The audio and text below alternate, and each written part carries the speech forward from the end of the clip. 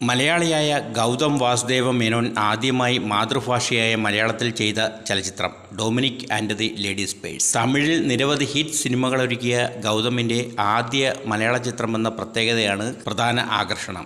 നർമ്മവും കുറ്റാന്വേഷണവും ഒക്കെയായി രസകരവും ത്രില്ലിങ്ങുമായി മുന്നോട്ടു പോകുന്ന കഥാഗതിയാണ് ചിത്രത്തിൻ്റേത്. നീരജ് രാജൻ്റെയും സൂരജ് രാജൻ്റെയും തിരക്കഥയ്ക്ക് മികച്ച രീതിയിൽ ചലച്ചിത്ര ഭാഷ്യം നൽകിയിട്ടുണ്ട് ഗൗതം വാസുദേവ മേനോൻ. കൊച്ചിയിൽ ഒരു കുറ്റാന്വേഷണ ഏജൻസി നടത്തുന്ന ഡൊമിനിക് മമ്മൂട്ടിയും സഹായിയായ വിഘ്നേഷായി ഗോകുൽ സുരേഷും പ്രധാന വേഷം കൈകാര്യം ചെയ്യുന്നു. പ്രേക്ഷകർ കാണാൻ ആഗ്രഹിക്കുന്ന സ്റ്റൈലിലും ലുക്കിലും ആണ് മമ്മൂട്ടി എത്തുന്നത്. ഒപ്പം ഹാസ്യരംഗങ്ങളിലും മമ്മൂട്ടി മികച്ചു നിൽക്കുന്നു. മമ്മൂട്ടി ഗോകുൽ സുരേഷ് കൂട്ടുകെട്ടും വളരെ രസകരമാണ്. ഒരു വാടക കെട്ടിടത്തിലാണ് ഡൊമിനിക്കിന്റെ ഡിറ്റക്റ്റീവ് ഏജൻസി പ്രവർത്തിക്കുന്നത്. മിസ്സിസ് മാധുരിയാണ് ഹൗസ് ഓണർ. ഹോസ്പിറ്റലിൽ ഡോക്ടറെ കാണാൻ പോയപ്പോൾ ഹൗസ് ഓണർക്ക് ഒരു ലേഡീസ് പേഴ്സ് ലഭിക്കുന്നു. അതിൻ്റെ ഉടമയെ കണ്ടെത്താൻ ഡൊമിനിക്കിന്റെ സഹായം തേടുന്നു. വളരെ നിസ്സാരമായി കണ്ട ആ പേഴ്സാണ് സിനിമയ്ക്ക് ത്രില്ലർ സ്വഭാവം നൽകുന്നത്. മികച്ച കഥ, മികച്ച അവതരണം, മികച്ച അഭിനയം, കുടുംബസമേതം കാണാവുന്ന ഒരു കുറ്റാന്വേഷണ സിനിമയാണ് Dominic and the ladies purse.